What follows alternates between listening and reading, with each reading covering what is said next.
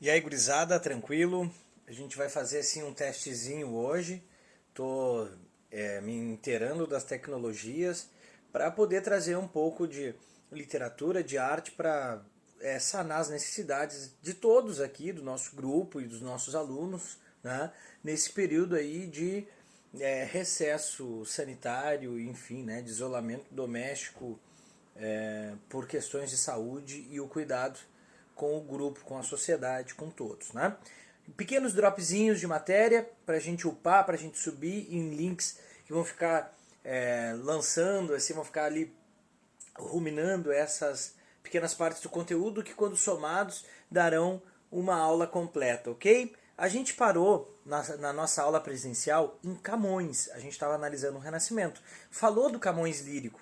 Investigou a sua poesia, as suas poesias, os sonetos, os vilancetes, sobretudo os sonetos, mas a sua poesia lírica que falava do amor neoplatônico e da questão filosófica. Agora, o que faltava analisarmos era o Camões épico, o Camões voltado para a obra Os Lusíadas, que por sua vez, né, é um eco da poesia épica greco-romana, tem aspectos extremamente homéricos, né, ligados a essa tradição desde Homero, e a partir daí, de Homero, que analisamos na aula de gêneros literários, vamos entender quais são essas relações com a poesia de Camões quando pelo épico, ok? Vamos lá, Camões pelo épico. Ele vai escrever um poema que tem mais de 1.100 e poucas estrofes, ou seja, são oitavas, 8.000 e poucos versos, né? Ou seja, a cada estrofe, a cada coletivo de versos, vem de 8 espaço em branco, 8 espaço em branco, 8 espaço em branco, 8. Isso vai se repetir 1.000 e poucas vezes. Né? É um trabalho árduo, é um trabalho de uma década, é um trabalho de uma vida, criando um grande poema heróico, portanto epopeico, pelo caráter épico, né?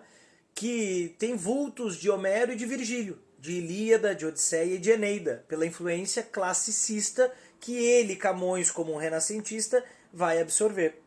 O Camões épico, além desse poema volumoso, é um poema grandioso em todos os aspectos, sobretudo linguístico. Além do conteúdo heróico, portentoso e grandiloquente, né? Com muito repertório linguístico, com muita qualidade estética, com as questões mitológicas envolvidas no contexto das navegações marítimas portuguesas, das grandes navegações, que é o assunto do poema, logo mais a gente fala, ele também é uma grande peça literária, uma grande obra da retórica portuguesa, da língua portuguesa, né? Principalmente porque ele, Camões, é o maior poeta português de todos os tempos, né? Não à toa vai ser considerado o pai da língua portuguesa. Olha só, o pai da língua portuguesa, né? O primeiro grande autor da última flor do Lácio, a língua portuguesa. Muito bem. Sobre a estrutura do épico, o mesmo de Homero.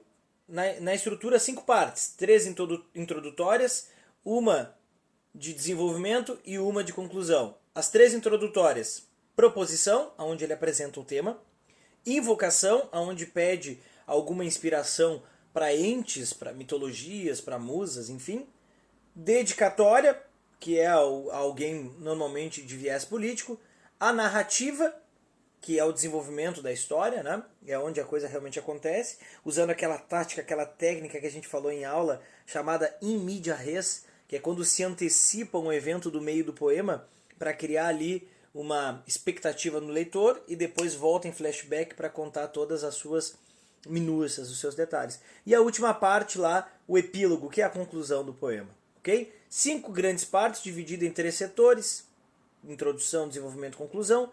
E aí as 3 partes: proposição, invocação, dedicatória, narrativa e epílogo. Os Lusíadas seguem rigorosamente esse modelo greco-romano. Além dessa influência estética do épico homérico e virgiliano, ele tem uma influência da mitologia, do racionalismo, do objetivismo, da questão humanista também dos clássicos. Né? Exemplo disso é que, para criar um tempero no poema, que é sobre Portugal, é um poema patriota, nacionalista, dedicado, aí vamos lá, né? O Camões fez a proposição, apresentou, é um poema sobre a viagem de Vasco da Gama até as Índias Orientais, arrumando um atalho para chegar no seu destino e trocar, enfim, né? Fazer lá o comércio das especiarias, trocar fazenda de roupa portuguesa por especiarias orientais e vai encontrar um caminho viável pelo sul da África, cruzando o até então inédito Cabo das Tormentas, nunca antes vencido por nenhum navegador. É um grande feito histórico, mas vamos combinar que um feito pequeno para virar algo tão poético e tão épico. E o Camões soube, né, acentuar isso, criando elementos, digamos assim, que uma perfumaria, um monte de detalhes que enriquecem essa história e tornam ela muito maior do que ela de fato já é. E ela é uma boa história, viu? Bom, só que aí a história é o seguinte, agora olhando pelo viés do Camões. Ele apresenta o tema na proposição, repito, a viagem de Vasco da Gama até as Índias Orientais, bacana.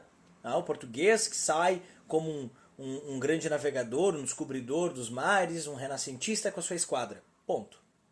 Segunda parte, a invocação. Ele, Camões, é católico, como em Portugal a maioria é. Só que ele invoca, assim como os gregos e os romanos, ele invoca as ninfas, as Tágides, que é lá da cultura greco-romana, como se ele estivesse dando uma referência, fazendo assim um easter egg da cultura greco-romana, né? Fazendo uma referência. Mas não é as ninfas de Grécia ou de Roma, é as ninfas do Tejo, o rio português, né? As ninfas do Tejo. Como se ele botasse no CEP Portugal referências da cultura clássica greco-romana, sobretudo da latina, da romana, né? As Tágides, as ninfas do Tejo. A dedicatória é ao rei de Portugal, Dom Sebastião, tá? Aquele que depois vai desaparecer em Alcácer e Quibir e vai ter o mito do sebastianismo. Esse mesmo rei é quem recebe a homenagem da dedicatória de Os Lusíadas, esse grande poema da língua portuguesa. A narrativa começa dos seus 10 cantos, das suas 10 partes, começa do meio, in media res, então começa do canto 5. Quando Camões conta, né, Camões nos mostra Vasco da Gama, diante do gigante temeroso, invencível e intransponível chamado Adamastor, um gigante ao sul da África, lá no Cabo das Tormentas, no Cabo da Boa Esperança, que tinha fama de intransponível, de invencível. E será que os portugueses conseguirão ultrapassá-lo, liderados pelo herói Vasco da Gama? E aí volta em flashback e vamos de novo ali do canto 1, 2, 3, 4, 5 de novo, 5 segunda parte, que é eles vencendo Adamastor, chegando até as Índias, 6, 7, 8, 9, conclusão em 10. Tá? Assim que se dá a estrutura, os movimentos do poema. Ok? Bom, outra coisa importante de se dizer, o poema, além de trazer o Vasco da Gama como um herói, ele é meio metonímico, porque o Vasco representa seu povo, então Vasco é o povo, Vasco como um português, ou português que representa todos os portugueses. Pode-se dizer que a figura, a persona heróica é Vasco da Gama, um ente histórico real, fato. Mas, metaforicamente, alegoricamente falando, por analogia, assume-se que o povo é o herói do poema por ser Vasco um representante do povo. Né? Podemos fazer esse exercício aí sobre a figura heróica do poema. Claro que a figura narrativa, a figura central é o Vasco, mas ele representa seu povo, não esqueça.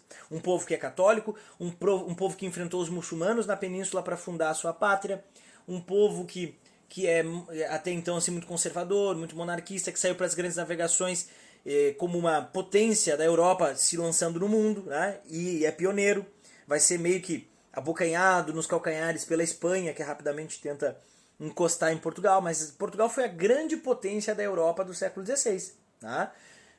Tão importante quanto a corrida até a Lua, por exemplo, do século XX, dos anos 50 e 60, Estados Unidos e União Soviética, nós temos aqui Espanha e Portugal indo para mundos não ou pouco descobertos até ali. Tá? Esse é o grande mérito das navegações. Tá? Então tu já sabe qual é a história que vai ser contada aqui. Por que os portugueses não atravessam o Mediterrâneo e vão direto, atalhando até as Índias? Ora, porque os turcos otomanos trancaram o mar Mediterrâneo. A questão alfandegária é bem difícil de lidar. E eles têm que arrumar um caminho secundário, um caminho por fora. E eles vão percorrer a África. Esse é o feito histórico. Mas como é que fica o feito literário? Olha como é que o Vasco... o Camões, né, perdão. O Camões como autor de um poema que, por épico, predomina a terceira pessoa, impessoal, mas às vezes tem aquela primeira pessoa lírica um pouquinho, né? Que aí assume o Vasco, às vezes, a narrativa e até outros personagens. Mas isso é assunto para outro dia. Mas vamos falar rapidamente como é que ele dá uma temperada nisso.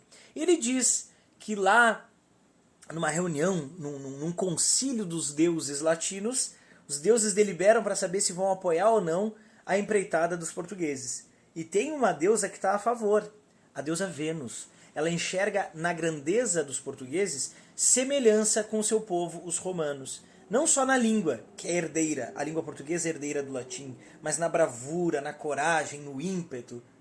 É o apoio dela porque vislumbra isso, né? E com ela, vários deuses compraram essa briga. Já com certo ressentimento, uma dor de cotovelo, nós temos o deus Baco.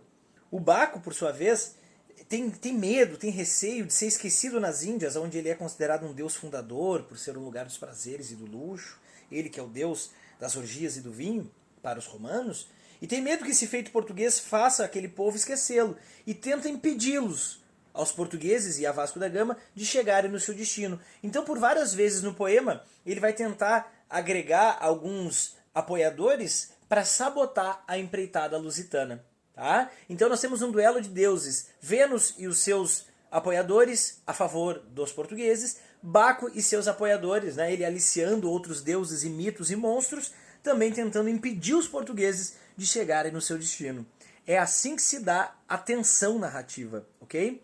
E aí tem vários dos cantos que a gente vai destacar num outro momento da parte 2 da aula Camões o Épico. A introdução está feita, o desafio está lançado, as aulas EAD começaram, grupo por disciplina, não perca agora na aula 2, repito, detalhes e pormenores da narrativa de Os Lusíadas. Eu depois vou trazer um slidezinho para complementar a nossa aula aqui, muito verbal, né? Vai ser um roteiro, um guia legal para ti, mas não te esquece que no material isso está bem resumidinho também, tá bom? Daqui a pouco a gente volta.